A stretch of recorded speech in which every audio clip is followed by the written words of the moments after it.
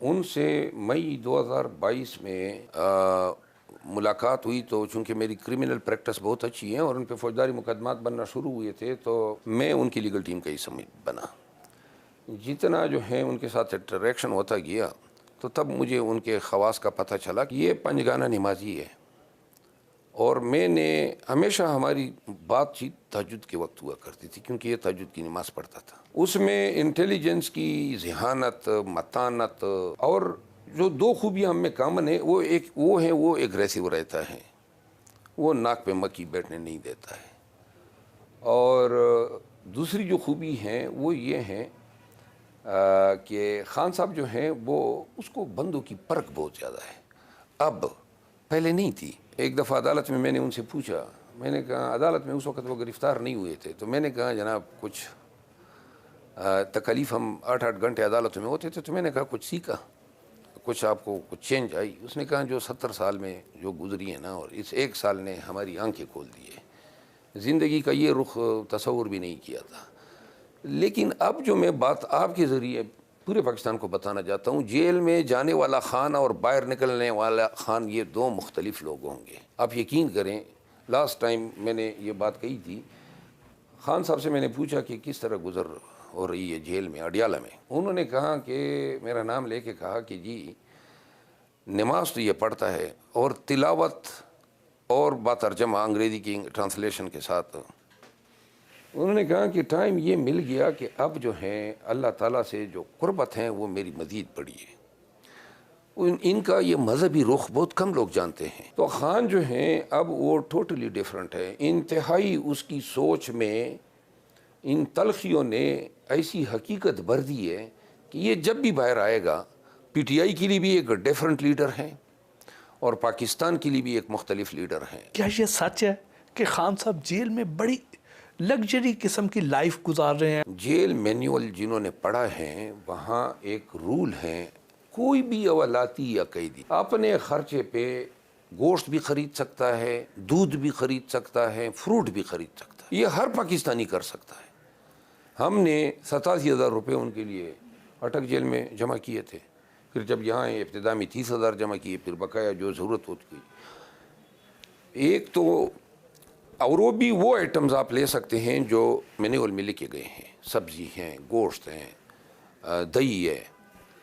خان دہی کا شوقین ہے، تو شاد، تو لہٰذا یہ مرغ مسلم، یہ اتنے دیکھیں وہ نہ مطلب یہ ہے کہ ایسی خوراکوں کی اجازت ہیں جن کی تشہیر کی جا رہی ہے. جو لمیٹڈ ڈسکرائبڈ فوڈ آئٹمس ہیں یا میلز ہیں، وہ ہم اپنے پیسے دے کے خرید کے اسٹیٹ کو دیتے ہیں، جیل کو دیتے ہیں، حکومت کو دیتے ہیں، اور ان سے ہم اپنی، اور وہ جیل سپرڈنٹ کی ذمہ داری ہے کہ وہ اپنے سیکیورٹی میں خود اس کو بائی کریں اور پکائیں. خان کے قید و بند کی جو صعوبتیں اگر میں نے آپ کو بتا دی کہ کن کن حالات سے وہ گزرا ہے، تو رونگٹے کھڑے ہو جائے پاکستانیوں کے. ابتدائی دور آتی اس نے بالکل، جب اٹک جیل میں لے کے گئے نا، تو نہ تکیہ تھا، نہ کوئی میٹرس تھی، ننگی زمین پہ ان کو سلایا گیا. کیڑے مکوڑے اتنے تھے. خود اگلے دن میں ملا تو وہ اس نے کہا کہ ساری رات کیڑے مکوڑے مچھر، بلب جو تھا وہ قصداً جو ہیں 1 ہفتہ تک اس سیل میں جلائے رکھا گیا، تاکہ وہ، کیونکہ آدمی جو ہے سوتے وقت بلب آف کرنا چاہتا ہے. باتھ روم کی حالت گئی گزری تھی.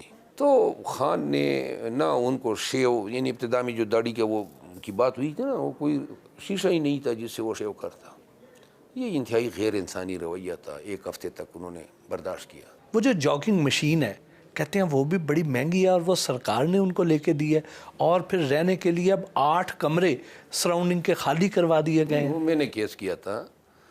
سرکار جو ہیں، اب کیا کہوں میں آپ کو، یہ جو مشینیں ہیں ٹریڈ مل، اس کے لیے ہم نے ریٹ کی تھی. اس میں ایک یہ بھی ہم نے پریئر مانگی تھی.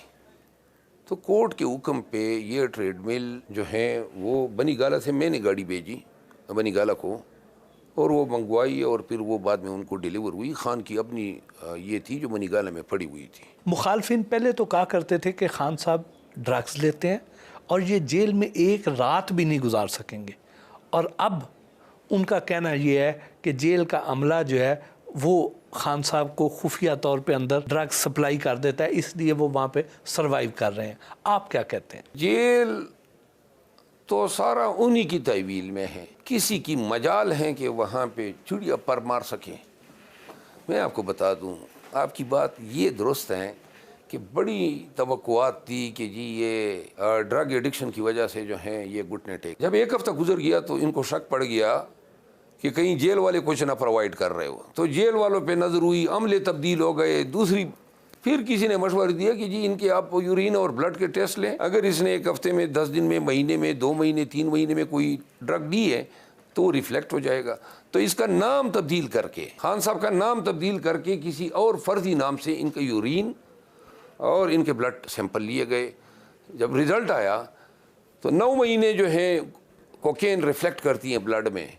اگر 9 مہینے قبل بھی لی ہوتی نا تو وہ ریفلیکٹ ہو جاتی. وہ پتہ چلا کہ نہ یورین میں ہے نہ بلڈ میں ہے، یہ کوئی ڈرگ یوز ہی نہیں کرتا ہے. تب جو ہے سب سے بڑی مایوسی یہ ہوئی ہے. اس وقت باقی سیاستدانوں کی نسبت وکلاء کمیونٹی خان صاحب کے زیادہ قریب ہے، تو کیا ان الیکشنز میں عام سیاستدانوں کی بجائے وکلاء کو زیادہ ٹکٹس دینے کا امکان ہے؟ خان کی خواہش یہ نظر آ رہی ہے ہمیں پنجاب کی حد تک. خان صاحب یہ سمجھتے ہیں کہ شاید وکلاء جو ہیں وہ ڈٹ جائیں گے، اور اگر ہمارے امیدواروں کو اٹھایا جانے لگا تو وکلاء جو ہیں، چونکہ ان کے پیچھے بار ایسوسییشنز ہیں، بار کونسلز ہیں، پھر عدالتیں بھی وکلاء کا خاص خیال کرتی ہے. وہی ان کی یہ سمجھ ہے. میری ذاتی سمجھ یہ ہے کہ میں تو یہ سمجھتا ہوں کہ وکلاء نے قوم کو بھی مایوس کیا ہے، اور میرا خیال ہے یہی وقت تھا کہ وکلاء جو ہیں رول آف لا کے ساتھ اٹھ کھڑے ہوتے ہیں. یہی وقت تھا، اور یہ بنیادی کام ہے وکلاء کا. بار ایسوسییشن جو ہیں اپنے اضلاع، تحصیلوں، ٹاؤنز، بڑے شہروں میں اپنے لوگوں کے حقوق کے نگہبان ہوتے ہیں. کس طرح جو ہیں پورے ملک میں لوگوں کے حقوق کے ساتھ کھلواڑ کھیلا گیا، لیکن بار جو ہیں وہ اپنا روایتی تاریخی کردار ادا نہ کر سکے. اگر باریں لوگوں کے حقوق کے لیے کھڑی ہوتی، مجال ہیں کہ لوگ اغوا ہوتے، لوگ گھروں سے اٹھائے جاتے، اتنی فستائیت ہوتی. خان صاحب نے گوہر خان صاحب کو اس عہدے کے لیے کیوں چنا؟ کیا وہ فرنٹ پہ آ کے پارٹی کو لیڈ کر سکیں گے جس طرح خان صاحب کیا کرتے تھے؟ جو مجھے ذاتی طور پہ نظر آ رہے ہیں 2-3 وجوہات جس نے شاید خان کو جو ہیں وہ اس پہ مائل کیا. وہ نمبر 1 یہ ہیں کہ گور خان ہماری ٹیم میں سب سے زیادہ برداشت والا آدمی ہے، تحمل رکھتا ہے، سافٹ سپوکن ہے، امریکہ سے پڑھا لکھا ہے، بیرسٹر ہیں، UK سے پڑھا ہے، اور بڑا اچھا فیملی بیک گراؤنڈ ہے. خان کے ساتھ بہت انٹریکشن ان کی ہوئی بات چیت میں. لیکن عملی طور پہ جس طرح گراؤنڈ میں آپ نظر آتے ہیں، جس طرح لوگوں کو چارج کر رہے ہیں، کراؤڈ کو جس طرح ووٹر کو باہر نکال رہے ہیں، گوہر خان صاحب تو ہمیں آن گراؤنڈ کہیں نظر نہیں آتے. گوہر خان صاحب کا وقت آئے گا نا. ابھی تو یہ وہ وقت ہیں، یہ وہ لمحے ہیں جن میں ہم اپنے چیئرمین کو ملوث نہیں کرنا چاہتے ہیں. ہم نہیں چاہتے ہیں کہ ہمارے چیئرمین پہ پرچے ہو، وہ نظر آئے کہ وہ موٹر سائیکلوں پہ بھاگ رہے یا وہ بہروب دار رہا.